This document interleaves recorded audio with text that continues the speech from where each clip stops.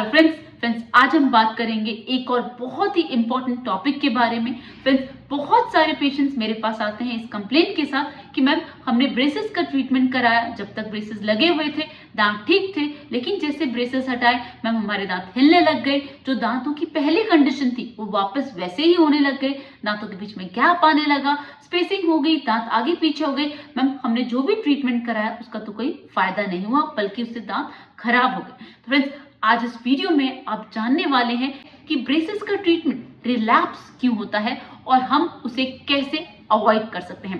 Friends आज का video बहुत इंपॉर्टेंट होने वाला है, लास्ट तक बने रहिएगा। चैनल को सब्सक्राइब नहीं किया तो प्लीज कर लीजिएगा। Let me start. Hello friends, I am doctor Pratibha, oral implantologist, laser specialist and पेरोडोंटिस्ट।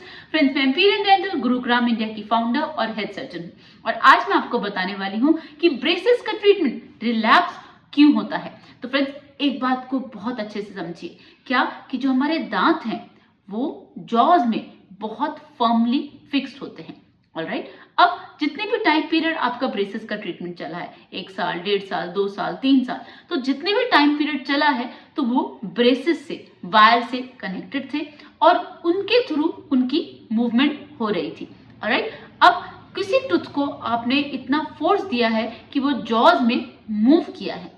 Alright, अब जैसे जैसे ट्रीटमेंट चलता गया वैसे वैसे वो मूव होते गए और एक टाइम आया कि आपके सारे दांत परफेक्टली अलाइन हो गए। ऑलराइट, अब आपका जो हमें आइडियल ओक्लूजन चाहिए था, जो आइडियल स्माइल चाहिए थी, वो हमें मिल गई। ऑलराइट, और आफ्टर सम टाइम वो बिल्कुल दिन आ गया जब हम आपके ब्रेसेस को रिमूव कर सकते हैं। ऑलराइट, अब फ्रेंड्स यहाँ पर होती है बहुत सारे पेशेंट्स के साथ एक मेजर प्रॉब्लम, जैसे ही उनका ट्रीटमेंट खत्म होता है वो गायब हो जाते हैं।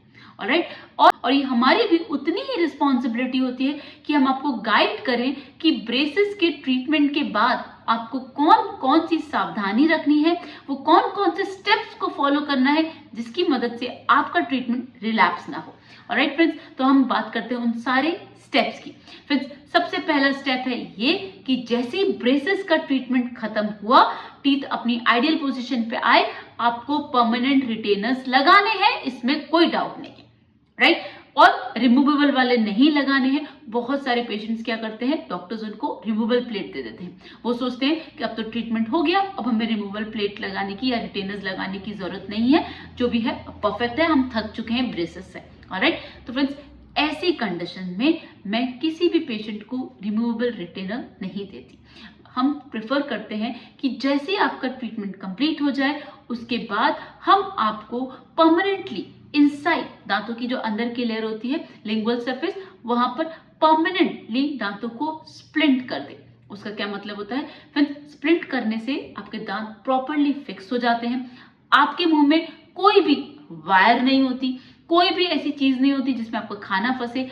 जो फाइबर से हम आपका स्प्लिंट करते हैं वो बहुत ही सॉफ्ट होता है, जैसे कि पतला सा जो रिबन होता है वैसा एकदम फाइबर होता है। वो व्हाइट कलर का होता है और उसको व्हाइट कलर के मटेरियल जिसे कंपोजिट कहते हैं उससे कवर कर दिया जाता है, जिससे ना तो आपके मुंह में कभी भी कोई वायर वाली फीलिंग आती है, टंग कटती है, खाना फंसता है, अल्सर आते हैं और आपको पता ही नहीं चलता कि आपके मुंह में कोई भी तरह का मटेरियल है।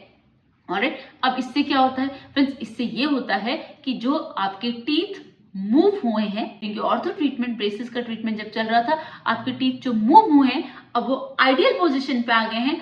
अब वो अपनी जड़ें पक्की कर लें, उस जगह पे हमेशा के लिए परमानेंटली फिक्स हो जाएं। तो फ्रेंड्स उसके लिए ट्रीटमेंट कंप्लीट होने के बाद फिक्स्ड रिटेनर्स देना बहुत ज्यादा जरूरी है। ये मैं हर पेशेंट को कहना चाहूंगी, जो भी ब्रेसेस का ट्रीटमेंट करा रहे, कहीं से भी आप कराइए, लेकिन ट्रीटमेंट के बाद रिटेनर्स लगाना बहुत ज्यादा जरूरी है, अदरवाइज आपका ट्रीटमेंट रिलैप्स हो जाएगा। राइट, ये बात बिल्कुल अच्छे से समझ लिए, इसमें बिल्कुल भी लापरवाही मत कीजिएगा।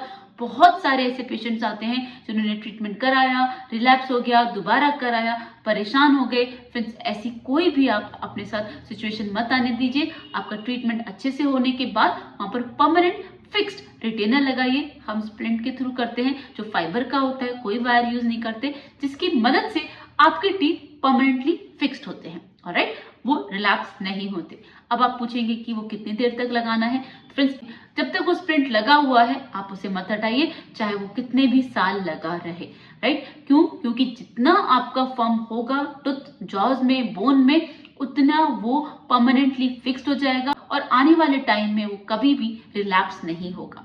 तो फ्रेंड्स, ब्रेसेस की ट्रीटमेंट के बाद दांत वीक हो जाते हैं, वो लूज हो जाते हैं और उनको परमानेंटली अपनी नई पोजीशन पे फिक्स रखने के लिए जरूरी है उनको फिक्स्ड रिटेनर दिया जाए, जिसकी मदद से वो अपनी नई पोजीशन पे फिक्स हो जाए।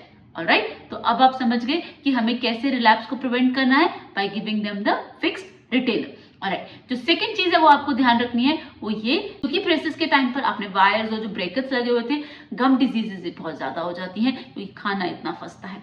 अब आपको अपने ओरल हाइजीन का ख्याल रखना बहुत ज्यादा जरूरी है, क्योंकि दांत भी कमजोर है, नए नए ब्रेसेस भी हटे हैं, तो उसके लिए flossing, 2 time brushing and warms and rinses are mandatory. आप अपने ओरल हाइजीन को मेंटेन करके रखना आपके लिए बहुत ज्यादा जरूरी है। अदरवाइज अगर गम डिजीज होती है, बोन में इन्फेक्शन होता है, तो भी हमारे दांत मूव करते हैं, ट्रीटमेंट रिलैप्स हो सकता है। ऑलराइट, तो हमें अपना ओरल हाइजीन रूटीन फॉलो करना बहुत ज्यादा जरूरी है, अपना ओरल हाइजीन मेंटेन रखना मैंडेटरी है। ऑलराइट, तो फ्रेंड्स, बस आप ये 2 चीजें रखिए, आपका ट्रीटमेंट कभी भी रिलैप्स नहीं होगा।